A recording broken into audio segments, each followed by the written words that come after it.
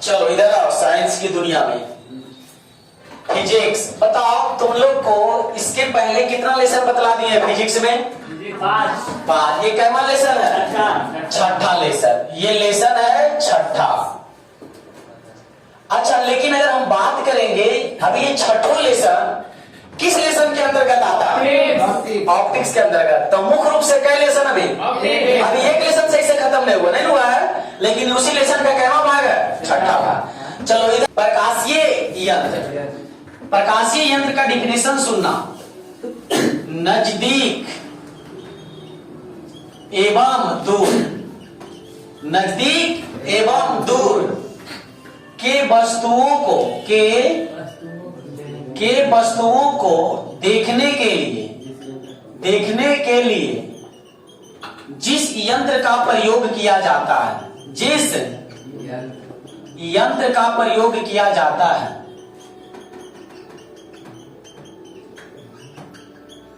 उसे हम क्या कहते हैं? बोलो। प्रकाशीय यंत्र। उसे प्रकाशीय यंत्र कहा जाता है। चलो प्रकाशीय यंत्र का डिफिनेशन बोलो एक बार। नजदीक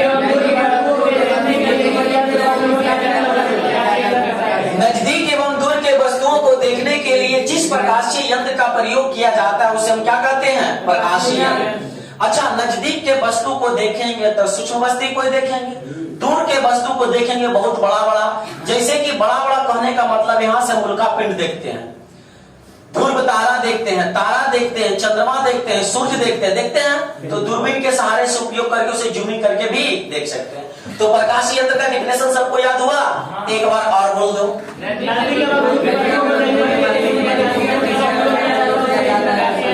चलो प्रकाशीय यंत्र को कितने भागों में बांटा गया? कौन कौन? माइक्रोस्कोप और टेलीस्कोप। माइक्रोस्कोप क्या होता है? सूक्ष्मदर्शी। अब इसका डिफिनेशन बोलेंगे कि सूक्ष्मदर्शी किसे कहते हैं, तब बोलेंगे जिस प्रकाशीय यंत्र से सूक्ष्म वस्तुओं को देखा जाता है उसे हम क्या कहते हैं? सूक्ष्मदर्शी। बोलो क्या बोलेंगे डिफिनेशन? सूक्ष्म वस्तुओं को देखने के लिए। हाँ ठीक, वो भी सही है। सूक्ष्म वस्तुओं को देखने के लिए जिस प्रकाशीय यंत्र का प्रयोग किया जाता है, जिस प्रकाशीय यंत्र का प्रयोग किया जाता है, बोलो, जिस प्रकाशीय यंत्र का प्रयोग किया जाता है उसे हम क्या कहते हैं? सूक्ष्मदर्शी। सूक्ष्मदर्शी का डिफिनेशन याद हुआ? एक बार बोलो।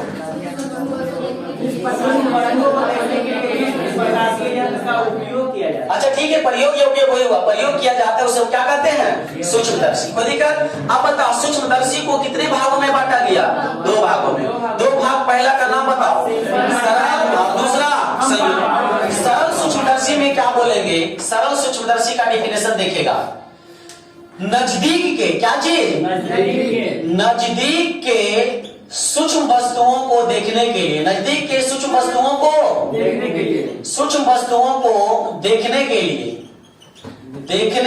लिए जिस प्रकाशीय यंत्र का प्रयोग किया जाता है उसे हम क्या कहते हैं? सूक्ष्मदर्शी। अच्छा, नजदीक के क्या देख रहे हैं? सूक्ष्म वस्तु को। और जिस प्रकाशीय यंत्र का प्रयोग क्या कर रहे हैं उसे हम क्या कहते हैं? सरल सूक्ष्मदर्शी। इसी तरह से संयुक्त सूक्ष्मदर्शी में क्या होता है? नजदीक के अति सूक्ष्म से भी सूक्ष्म। तो यानी क्या बोलेंगे? नजदीक के अति सूक्ष्म, नजदीक के अति सूक्ष्म वस्तुओं को देखने के लिए जिस प्रकाशीय यंत्र का प्रयोग किया जाता है उसे हम क्या कहते हैं? संयुक्त सूक्ष्मदर्शी। डिफिनेशन चारों याद हुआ? कोई दिक्कत है? नीचे हेडिंग देंगे प्रकाशीय यंत्र, नीचे प्रकाशीय यंत्र, प्रकाशीय यंत्र, ऑप्टिकल इंस्ट्रूमेंट, ऑप्टिकल इंस्ट्रूमेंट। तो मेरा उद्देश्य रहता है सिर्फ समझाना, चिकन करके हम नहीं लिखते हैं। लग रहा है सांप से लिखा हुआ नहीं, बोलेगा तो पूरा सांप से भी लिखेंगे। हाँ आता है भी, लेकिन इतना ही आज क्लास खत्म हो जाएगा। लिखो ऑप्टिकल इंस्ट्रूमेंट, लिखो नजदीक एवं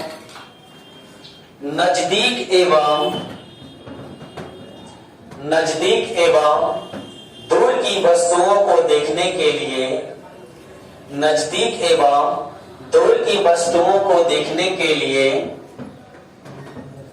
हाँ नजदीक एवं दूर की वस्तुओं को देखने के लिए, वस्तुओं को देखने के लिए जिस प्रकाशीय यंत्र का उपयोग किया जाता है या प्रयोग किया जाता है, जो लिखो जिस प्रकाशीय यंत्र का, जो लिखो जिस प्रकाशीय यंत्र का प्रयोग किया जाता है उसे प्रकाशीय यंत्र कहा जाता है। उसे प्रकाशीय यंत्र कहा जाता है। उसे प्रकाशीय यंत्र कहा जाता है। लिखा गया। चलो अब ये नहीं बोलेंगे कि प्रकाशीय यंत्र को दो भागों में बांटा गया, तो बोर्ड पर देख रहे उसको लिखाना नहीं ना है। ये नहीं कि घीने लगाएंगे कि प्रकाशीय यंत्र को दो भागों में बांटा गया, देखो दिख रहा, ठीक है। अगला डिफिनेशन लिखेगा सूक्ष्मदर्शी। सूक्ष्मदर्शी, सूक्ष्मदर्शी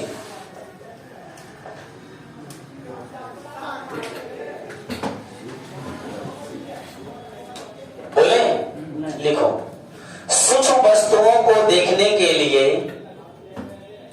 सूक्ष्म वस्तुओं को देखने के लिए, ये पक्का बिहार बोर्ड नहीं है मेरे, तुमको बोल रहे हैं।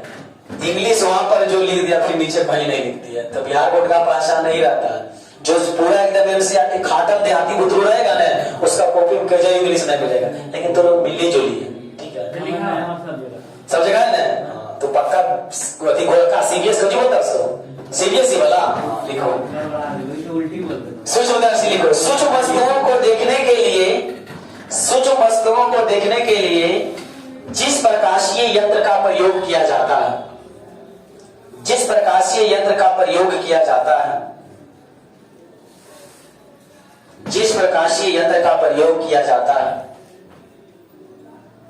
जिस प्रकाशीय यंत्र का प्रयोग किया जाता है उसे हाँ जिस प्रकाशीय यंत्र का प्रयोग किया जाता है उसे सूक्ष्मदर्शी कहा जाता है। उसे सूक्ष्मदर्शी कहा जाता है। उसे सूक्ष्मदर्शी कहा जाता है। हो गया। अब तुम लोग बताओ सूक्ष्मदर्शी को कितने भागों में बांटा गया? तो कौन कौन पता है ना? तो थोड़ी ना लिखाएंगे कि इसे दो भागों में बांटा गया, नहीं ना लिखाएंगे। डिफिनेशन अगला लिखेगा सरल सूक्ष्मदर्शी।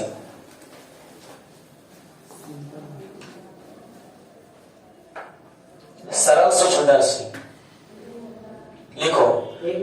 हाँ लिखो एकदम बिल्कुल, हाँ पूरा कहिए, बैठ जाते। बोलिए। देखो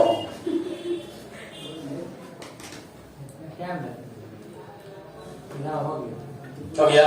देखो नजदीक के सूक्ष्म वस्तुओं को देखने के लिए, नजदीक के सूक्ष्म वस्तुओं को देखने के लिए, नजदीक के सूक्ष्म वस्तुओं को देखने के लिए, नजदीक के सूक्ष्म वस्तुओं को देखने के लिए, देखने के लिए जिस प्रकाशीय यंत्र का प्रयोग किया जाता है, जिस प्रकाशीय यंत्र का प्रयोग किया जाता है, प्रयोग किया जाता है, उसे हम सरल सूक्ष्मदर्शी कहते हैं। उसे हम सरल सूक्ष्मदर्शी कहते हैं। उसे हम सरल सूक्ष्मदर्शी कहते हैं। हो गया। चलो अगला कौन सूक्ष्मदर्शी लिखाएगा? कंपाउंड माइक्रोस्कोप लिखो। अच्छा ठीक है।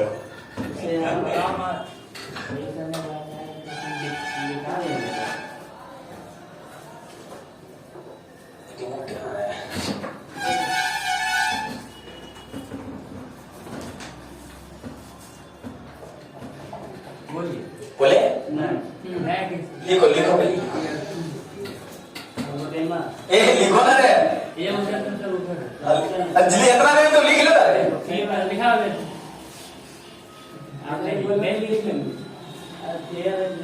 ये लिखो संयुक्त सूक्ष्मदर्शी लिखो नजदीक के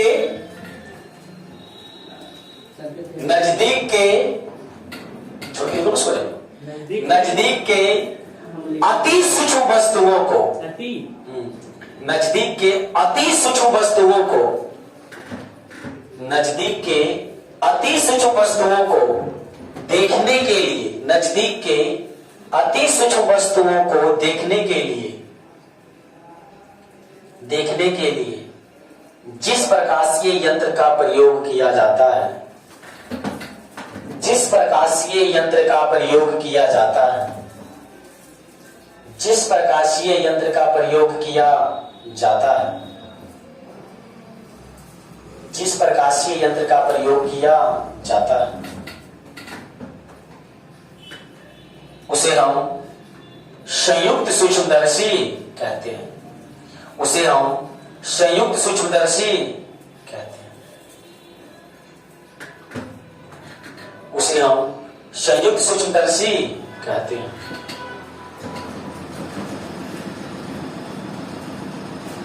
चलिए इधर समझेगा पावर डिफिनेशन लिखा दिए समझ में आया।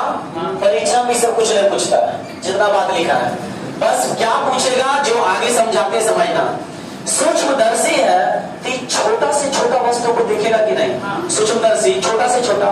अब बता कोई भी इंसान छोटा वस्तु को चाहेगा जूम करके देखे बड़ा करके देखना चाहेगा कि नहीं? अरे चाहेगा ना। कोई मिस्त्री दाना उठा लेगा कहेगा कि इसको पहाड़ बना दे तो किसका उपयोग करेगा? सूक्ष्मदर्शी का माइक्रोस्कोप। ये छोटा वस्तु को क्या कर देता है बड़ा।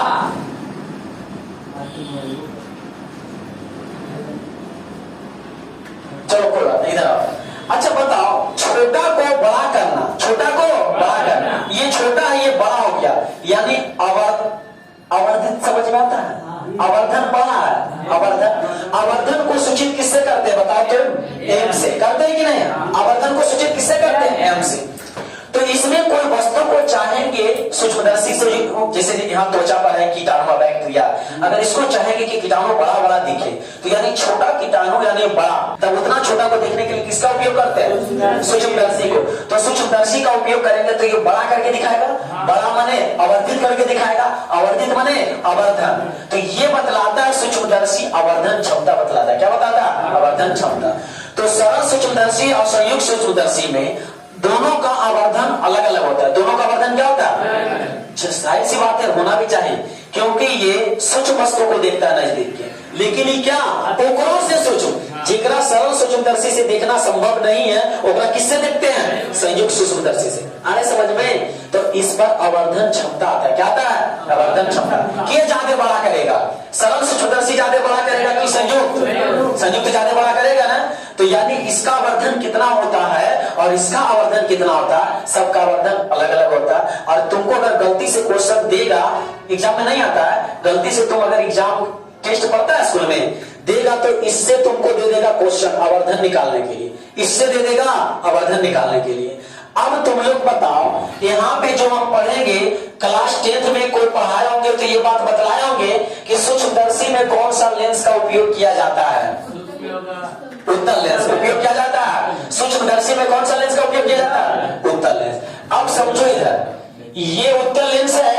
बताओ उत्तल लेंस के कितने फोकस होते हैं? 2 फोकस होता है कि नहीं? F' 2F' 2F। उत्तल लेंस के कितने फोकस? 2 फोकस। अब ध्यान से समझो वस्तु को सूक्ष्मदर्शी में वस्तु को अच्छा बीच में क्या होता है?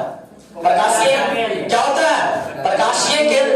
अब बताओ सूक्ष्मदर्शी में वस्तु को, सूक्ष्मदर्शी कभी तुम लोग देखा है? हाँ देखे हैं। अब वस्तु को प्लेट पे रखते ला करके, यानी लेंस के पूरा करीब रहता है। कहाँ रहता है? लेंस के करीब। तो लेंस के करीब कहने का मतलब प्रकाशीय केंद्र और फोकस के बीच में किसको रखते हैं? वस्तु को। किसको रखते हैं? वस्तु को। तब इसका प्रतिबिंब क्लास 10th में पढ़ा होगा, जब वस्तु को एक डैश ओ डैश के बीच रखा जाता है तो वस्तु का प्रतिबिंब काल्पनिक एवं सीधा तथा वस्तु से बड़ा बनता है। कैसे बड़ा बनता है? जो देखो, ये किरण प्रकाशीय केंद्र से गुजरेगा और सीधा निर्गत कर जाएगा, क्योंकि हम जानते हैं लेंस का वह कौन सा ऐसा भाग है जिससे प्रकाश की किरण का अपवर्तन नहीं होता, प्रकाशीय केंद्र। दूसरा किरण लेंस के प्रधान अक्ष के समानांतर चलेगा, अपवर्तन के बाद कहां से गुजरेगा? फोकस से गुजरेगा। तो ये दोनों किरण आपस में नहीं कटेगा। जब हम इसको पीछे बढ़ाएंगे, कहां बढ़ाएंगे? पीछे बढ़ाएंगे तो ये कहीं जाके कटेगा, तो वस्तु का प्रतिबिंब इधर बनता है, यानी एम में। वस्तु का प्रतिबिंब कैसा बना? वस्तु से बड़ा बना। तो इसलिए छोटा वस्तु को उसको करीब लाते हैं सूक्ष्मदर्शी के, और जब जूमिंग करके देखते हैं तो उसका प्रतिबिंब कैसा बनता है? बड़ा बनता है। अरे समझ में? तो कितना बड़ा बनता है ये अभी सिद्ध करेंगे। अरे समझ में? कितना बड़ा बनता है ये सिद्ध करें तो बनावट आ जाता है। कहेगा सरल सूक्ष्मदर्शी किसे कहते हैं तथा इसके बनावट को लिखें। सरल सूक्ष्मदर्शी किसे कहते हैं तथा इसके बनावट को लिखें। कहेगा संयुक्त सूक्ष्मदर्शी किसे कहते हैं, इसके बनावट को लिखें। ये सब क्वेश्चन 5-5 नंबर के, ठीक है। तो अभी आप लोग कॉपी में क्वेश्चन नोट करेंगे जो बोल रहे। लिखो, सरल सूक्ष्मदर्शी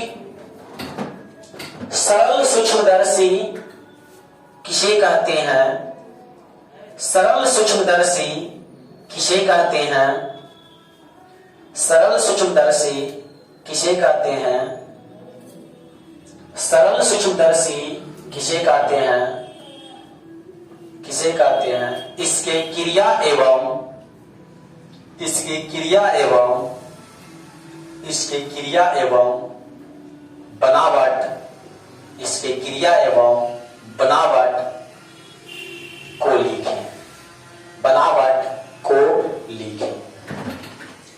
बनावट को लिखें। Any problem? बाबू अभी हम बोले सरल सूक्ष्मदर्शी किसे कहते हैं, बोले ना? तो सरल सूक्ष्मदर्शी किसे कहते हैं डिफिनेशन तो लिखा दिए ना, इसका सिर्फ हम क्या दिखाएंगे? बनावट और क्रिया। समझो इधर।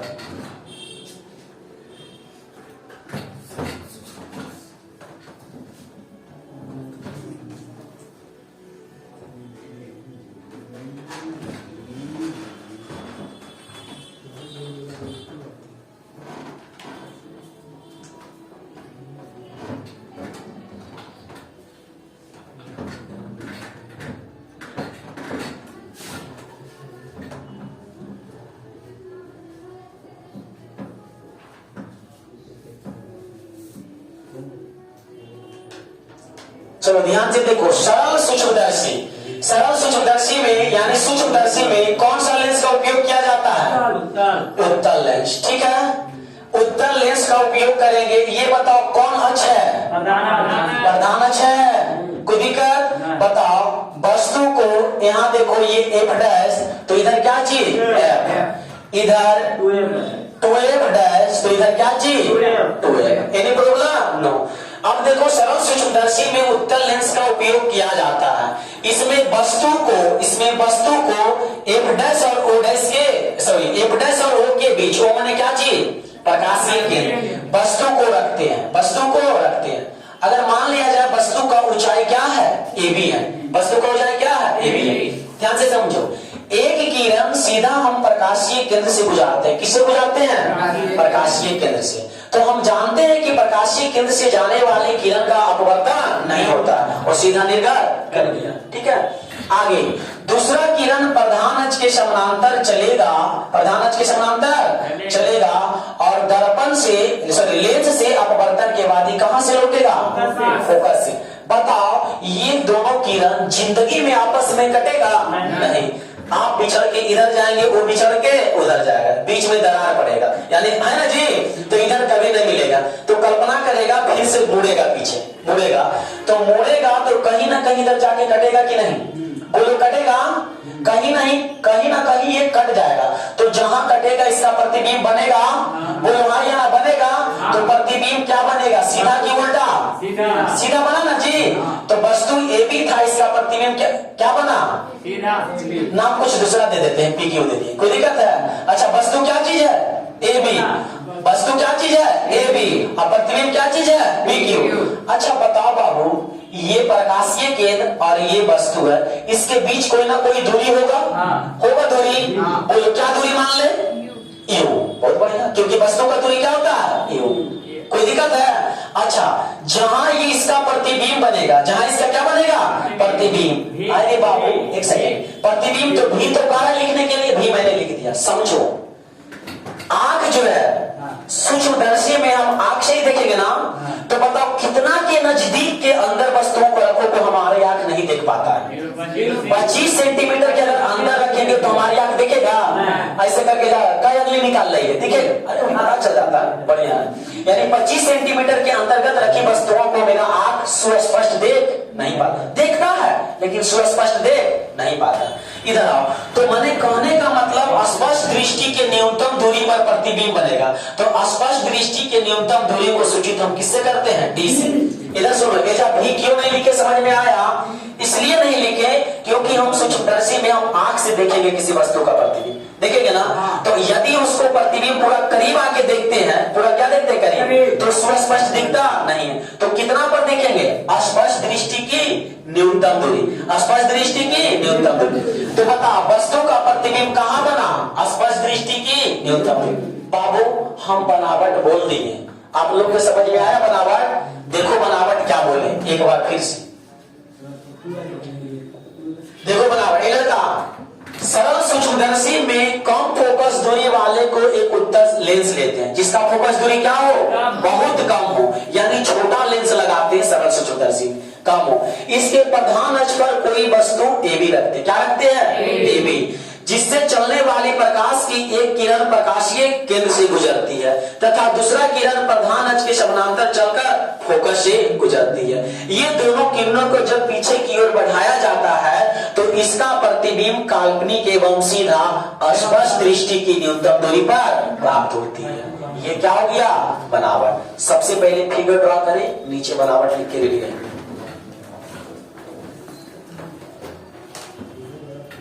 अभी ऐसे नहीं करो, उम्र आएगा, इधर बतलाते हैं तो तुम तीनों मौज ही मौज करते रहता है। लेकिन हम देख लेते हैं। देखो हमारे दादा पूछते थे जब बचते थे ना, कहते थे अरे बाबू एक आंख से तुम्हारा नानी घर दिख जाता है, कहने का मतलब एक कोस दिखता है एक आंख से, तो दोनों आंख से एक कोस। समझो दिखता है उतना ही, लेकिन स्पष्टता क्षमता घट जाता है। हम एक देखो इधर दोनों आंख से देख रहे हैं ना तो स्पष्ट देख रहे हैं, लेकिन एक आंख से देखेंगे तो स्पष्ट नहीं दिखेगा।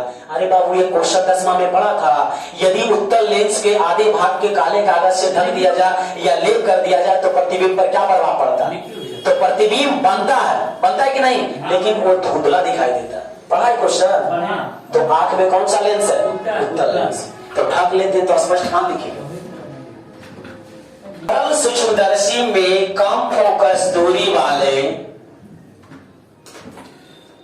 सरल सूक्ष्मदर्शी में कम फोकस दूरी वाले, सरल सूक्ष्मदर्शी में कम फोकस दूरी वाले, सरल सूक्ष्मदर्शी में कम फोकस दूरी वाले उत्तल लेंस का, उत्तल लेंस का कम फोकस दूरी, कम फोकस दूरी वाले उत्तल लेंस का प्रयोग किया जाता है, उत्तल लेंस का प्रयोग किया जाता है। प्रयोग किया जाता है लिखा, किसी वस्तु को इसके फोकस के भीतर रखा जाता है, किसी वस्तु को इसके फोकस के भीतर रखा जाता है। हाँ, किसी वस्तु को इसके फोकस के भीतर रखा जाता है, भीतर रखा जाता है। किसी वस्तु लिखाएं, किसी वस्तु के बगलवा में ब्रैकेट में ए बी लिख लेना, वस्तु है ना, उसके ब्रैकेट के बगलवा में ए बी कर लेना। किसी वस्तु है वहीं पर ब्रैकेट में ए बी लिख लेना। लिखा गया? किसी वस्तु ये भी ब्रैकेट कर लिया। किसी वस्तु को इसके फोकस के भीतर रखा जाता है जिससे चलने वाली प्रकाश की एक किरणें जिससे चलने वाली प्रकाश की एक किरणें जिससे चलने वाली प्रकाश की एक किरणें जिससे चलने वाली प्रकाश की एक किरणें जिससे चलने वाली प्रकाश की एक किरणें लेंस के प्रकाशीय केंद्र से गुजरता है। लेंस के प्रकाशीय केंद्र से गुजरता है। लेंस के प्रकाशीय केंद्र से गुजरता है। लेंस के प्रकाशीय केंद्र से गुजरता है तथा दूसरी किरणें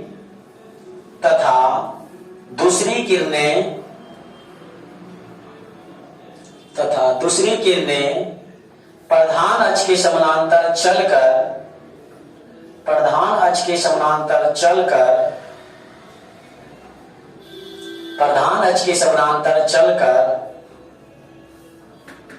लेंस से अपवर्तन के बाद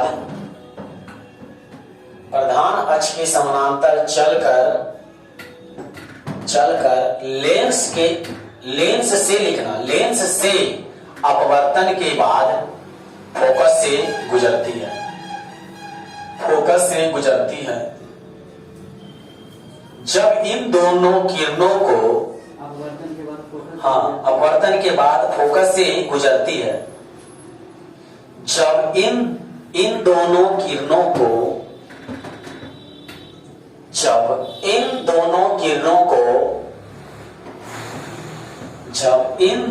किरणों को पीछे की ओर बढ़ाया जाता है।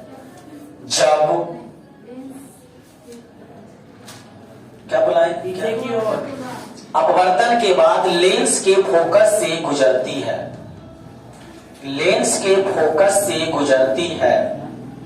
लिखा? लेंस के फोकस से गुजरता है। जब इन दोनों किरणों को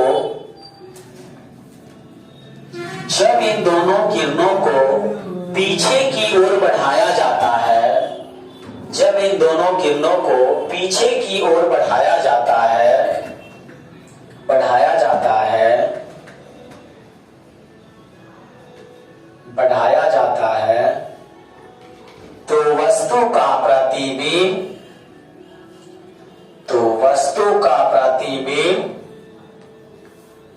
तो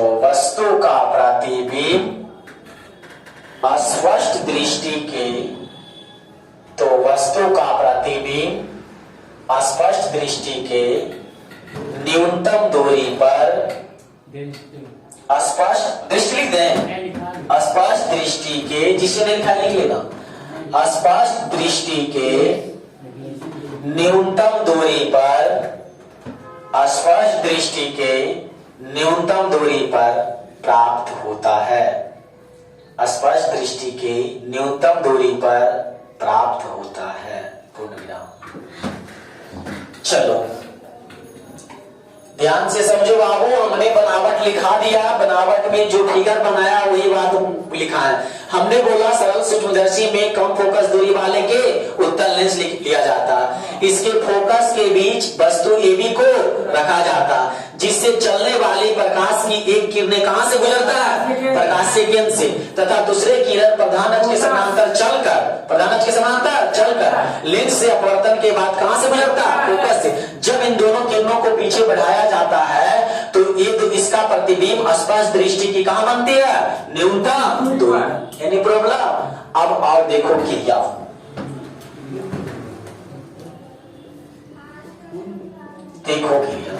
क्रिया में इधर ध्यान से देखो, तुम लोग को यहाँ त्रिभुज के हम नाम देते हैं। अच्छा यहाँ पर कोई कोण बन रहा है, देखो तो ये कोण है, इसका नाम हम दे देते हैं, कोण का नाम अल्फा बीटा गामा कुछ थीटा दे दें। चलिए आप बोलिएगा, दुख नहीं देंगे, क्या दे दिए? थीटा। तो हम एक कोण गिरा दे दिए थीटा। यहाँ हम एक त्रिभुज का नाम लिखते हैं, समझना। देखो हम लिखे चूंकि त्रिभुज पी क्यू, यहाँ नाम क्या है ओ, पी क्यू ओ में, त्रिभुज पी क्यू ओ में। अब हम ओ ने लिखे पी क्यू ओ में। बताओ तो तुम लोग tan थीटा बराबर क्या लिखेंगे? tan थीटा बराबर लंब बटा लंब बटा आधार। लंब कितना है? पी क्यू है। आधार कितना है? ओ क्यू है। Any problem? अब आओ फिर लिखेंगे पुनः त्रिभुज ए बी ओ में, ए बी ओ में। अब फिर बताओ तुम लोग ए बी ओ में tan थीटा बराबर क्या लिखेंगे? बताओ तो। tan थीटा बराबर लंब बटा आधार। लंब बटा आधार, लंब क्या है? A B. अब आधार क्या है? B O. यही है ना? चलो दोनों में tan थीटा कोई दिक्कत? हम अभी आप लोग को बतलाए बाबू, सूक्ष्मदर्शी का उपयोग इसलिए करते हैं क्योंकि छोटा वस्तु को हम बड़ा करके देखें। छोटा वस्तु को क्या करके देखें? बड़ा करके। इसलिए हम किसका उपयोग करते हैं? सूक्ष्मदर्शी। तो बड़ा करना आवर्धन क्या कहलाता है? आवर्धन। तो हम लोग सब जानते हैं, गप नहीं, आवर्धन बराबर, यानी आवर्धन को सूचित किससे करते हैं? बताओ। आवर्धन को सूचित किससे करते हैं? एम से। तो बताओ तो एम बराबर आवर्धन बराबर हम जानते हैं प्रतिबिंब की ऊंचाई बटा वस्तु की ऊंचाई के अनुपात को क्या करते हैं? आवर्धन। तो तुम लोग बताओ तो हम लिख सकते हैं पी क्यू बटा, बोलो तो, पी क्यू बटा ए बी। पी क्यू बटा क्या चीज? Any problem? हमने क्या लिखा? पी क्यू बटा ए बी। बताओ एम बराबर यहाँ सबको समझ में आया? कोई दिक्कत है? बाबूरी ये एगो समीकरण बना होगा, समीकरण नंबर 1। ये समीकरण बना होगा समीकरण नंबर 2। अच्छा 1 और 2 को देखो तो LHS बराबर है। अरे LHS बराबर है, RHS बराबर हो जाएगा, होगा कि नहीं? तो RHS बराबर हो जाएगा। तो पहले लिख दे हम यहाँ समीकरण 1 एवं 2 से, समीकरण 1 एवं 2 से। बताओ 1 एवं 2 से क्या लिखेंगे? पी क्यू बटा ओ क्यू बराबर क्या चीज? ए बी बटा बी ओ होगा। अच्छा पी क्यू बटा ओ क्यू लिखे और ए बी बटा बी ओ। तुम लोग बताओ तो इसको हम उधर भेजते तो ये जाएगा? इसको हम उधर भेजते हैं, नहीं समझ में आता है तो लाइन एगो बढ़ जाएगा। अगर समझ में आता है तो डॉक्टर लिख दिए बी क्यू बटा ए बी और इसको हम कर दिए ओ क्यू बटा बी ओ। सबको समझ में आया? यहाँ वाला वहां कर दिया, यहाँ वाला यहाँ, कोई दिक्कत किसी को? बताओ तो पी क्यू बटा ए बी यानी आवर्धन होता है, यानी प्रतिबिंब की ऊंचाई बटा वस्तु की ऊंचाई के अनुपात को क्या कहते हैं? आवर्धन। तो बताओ तो तुम लोग अब अच्छा ये पी क्यू बटा ए बी बराबर एम हो जाएगा। तो एम बराबर क्या हो जाएगा? ओ क्यू बटा बी ओ। हम लोग सब जानते हैं ओ क्यू यहाँ से यहाँ के बीच की दूरी क्या है? क्या है? डी है रे। हाँ तो हम क्या लिख दिए? डी। अच्छा तुम लोग बताओ यहाँ से यहाँ के बीच की दूरी क्या है? यू है, यू। अच्छा अब तो इतना बदलाया, छीन परिपाटी से जानता है यहाँ से सभी दूरियां माइनस में। तो बताओ डी भी किसमें होगा और यू भी किसमें होगा? इसीलिए नहीं लिखे थे, आए समझ में? तो बताओ एम बराबर क्या चीज? एम बराबर क्या चीज? डी बटा यू। Any problem? नो। अब ध्यान से देखो यहाँ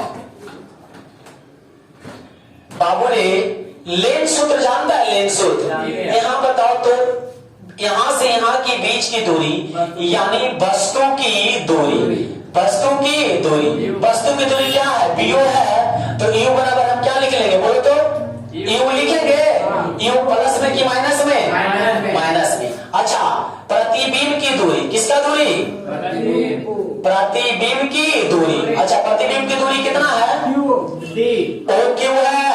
ओ क्यू यानी प्रतिबिंब की दूरी भी से सूचित करते हैं। तो भी बराबर क्या आएगा? डी। माइनस में कि प्लस में? माइनस में। बताओ भी और यू। अच्छा अच्छा यहाँ यू छोटा लिख देगा, छोटा यू मैंने समझ जाएगा, मैंने किसका दूरी, वस्तु की दूरी। अब बताओ फ्रॉम लेंस फार्मूला से, लेंस फार्मूला क्या जानता है बताओ तो, 1/v माइनस 1/u बराबर 1/f। अच्छा 1/v, v कितना रखेंगे, v कितना रखेंगे माइनस डी, अब 1/u, u कितना रखेंगे, हाँ माइनस यू।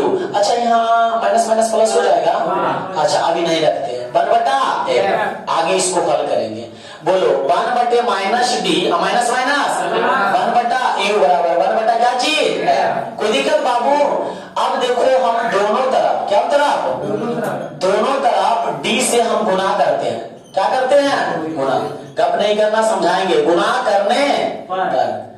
तो बताओ डी से गुना करेंगे तो ये क्या हो जाएगा, d/d होगा, d/- डी, ये क्या होगा, d/u होगा बराबर d/f, ये कट जाएगा रे, कितना आएगा, आई d/u बराबर कितना है बताओ तो, m है, तो इसका मान कितना धर देंगे m, और बराबर d/f। अच्छा आगे थोड़ा सा होगा, भैया मतलब भैया पर दोनों में डी गुना किए तो निचला में यू में डी ने गुना किया, निचला तो ऊपर होते होते। अरे गुना किए ऊपर में सब में गुना नहीं हो गया, सब में गुना हो गया नीचे रे, इधर। अच्छा ये क्या है, d/f, पता ये माइनस में तो उधर जाएगा, क्या होगा, तो इसलिए m बराबर 1 प्लस d/f। आवर्धन पता चला, आवर्धन पता चला, हाँ। यहाँ देखो एक बात और जब वस्तु का प्रतिबिंब अनंत पर बना देंगे, कहां बना देंगे, अनंत पर, यानी जब वस्तु का प्रतिबिंब अनंत पर बनता हो, कहां बनता हो, अनंत पर बनता हो, तब m बराबर, तब क्या चीज, m बराबर, तो m बराबर क्या हो जाता है, d/f। देखो हम आप लोग को लिख दिए, समझ में कुछ नहीं आया, आएगा भी नहीं जब तक बढ़िया से समझाएंगे नहीं। अभी हम कंसेप्चुअल बता दिए कि क्या होता है, समझ में आया। इधर सबसे पहले आप इसको नोट करो, फिर से हम इसको एक बार समझाएंगे। याद करना, ये अभी हम जो बतलाए ना सरल सूक्ष्मदर्शी का बनावट और ये फार्मूला, ओनली अगर एग्जाम में आएगा भी नहीं से तो सिर्फ फार्मूला पूछ देता है कि सरल सूक्ष्मदर्शी में आवर्धन क्षमता कितना होता है जब वस्तु का प्रतिबिंब अनंत पर बनता है तब, और नहीं तो सिर्फ ऐसे बोलो। सरल सूक्ष्मदर्शी में आवर्धन कितना होता है, m बराबर 1 प्लस d/f। अब बोलो जब वस्तु का प्रतिबिंब अनंत पर बनता है तब m बराबर d/f। याद रखना ये क्वेश्चन अगर बिहार बोर्ड तुम्हारे 10वां लायक यानी बिहार बोर्ड लायक नहीं अच्छा है तो तुम्हारे लाइफ लायक अच्छा, गलती से करो एग्जाम बैठेगी नहीं, जैसे कि रेलवे वाला, इसमें एक क्वेश्चन ये दोनों से रहेगा, टपक जाता है, ऑप्टिकल इंस्ट्रूमेंट से कम 2-3 नंबर मिल जाता है, कौन मिल जाएगा गारंटी नहीं। तो इसलिए बिहार बोर्ड के दृष्टिकोण से पढ़ता है तो इसको ताकना नहीं, छोड़ देना। अब आगे लाइफ के लिए पढ़ता है तो बार बार इसको ताकना पड़ेगा, ठीक, तो डिसाइड तुमको करना। अच्छा एक बात हम इसमें लिखाएं कि सरल सूक्ष्मदर्शी में सरल सूक्ष्मदर्शी में कम फोकस दूरी वाले उत्तल लेंस का उपयोग किया जाता है, क्यों? ऐसा है ना, क्वेश्चन लिखा है ना जी कि कम फोकस दूरी वाले उत्तल लेंस का उपयोग क्यों करते, तुम लोग हमें बता सकता है, बोलो समझो क्यों करते हैं, समझो। यदि फोकस दूरी, देखो क्षमता जो होता है फोकस दूरी के क्या होता है, व्युत्क्रमानुपाती होता है। फोकस दूरी जो होता है, सॉरी क्षमता जो होता है फोकस दूरी का क्या होता है, व्युत्क्रमानुपाती। अब सोचो सूक्ष्मदर्शी को हम इसलिए उपयोग करते हैं ताकि वस्तु को बड़ा करके देखें। तो बताओ यदि फोकस दूरी को हम बढ़ा ले लेंगे, क्या ले लेंगे, बड़ा। अच्छा इसका मान अगर बड़ा हो जाएगा तो ये मान घटेगा कि बढ़ेगा, घटेगा। तो जरा सोचो यदि फोकस दूरी का मान बड़ा होता है तो आवर्धन क्षमता घट जाता है। अब सोचो हम सूक्ष्मदर्शी उपयोग कर रहे हैं ताकि बड़ा करके देखें तो क्या हो जाएगा, घट जाएगा। यदि फोकस दूरी कम लेंगे, क्या लेंगे, कम लेंगे, तो आवर्धन बड़ा होगा कि नहीं। इसलिए सरल सूक्ष्मदर्शी में कम फोकस दूरी वाले उत्तल लेंस का उपयोग किया जाता है। समझ में आया, ये क्वेश्चन एमसीईआरटी है, इसके आगे कल लिखा है। कल तुम लोग को 8:30 बजे क्या है, टेस्ट है। याद करना, जो विद्यार्थी कहता है कि हम टेस्ट नहीं देंगे, कोई बात नहीं, मत दो, लेकिन एक चीज याद रखना, जैसे कि अभी बोले ना 20 रुपया में अपने 20 रुपया में अपने जीवन से 20 दिन घटाओ, लाइफ को 20 दिन कम करो, बोले ना, उसी तरह से एक दिन टेस्ट ना देने से तुम अपने सफलता से एक दिन जरूर पीछे होता। इसलिए हर एक टेस्ट में इन्वॉल्व रहो, ठीक है। टेस्ट कोई बड़ा चीज नहीं लेते, जो पढ़ाते हैं वही रहता है कि कहीं दूसरा चीज रहता है, नहीं। सुनो यार, तो टेस्ट कितना बजे है? 8:30 बजे। आप लोग को सबको 8:30 बजे आप पहुंच जाना। 1 से 1.5 घंटा का टाइम रहेगा टेस्ट का। टेस्ट देना, ध्यान से जाना। दूसरी बात, तुम लोग कॉपी ज्यादा बर्बाद करता है, कोशिश करना कि हम कम से कम मात्रा में लिख ले, ठीक है? अरे 20 रुपया देता है, तुम 30 रुपया चुकता करता है, अच्छा लगता है? ऐसा नहीं करना, सब कोशिश करना कि एक पेज में आ जाए। अब बड़ा बड़ा नहीं लिखना, नहीं तो ऐसा करेगा तो बोल देंगे अपने पेज लाओ, नहीं कॉपी लाए देंगे, ठीक है? चलो आज के लिए इतना। जय हिंद।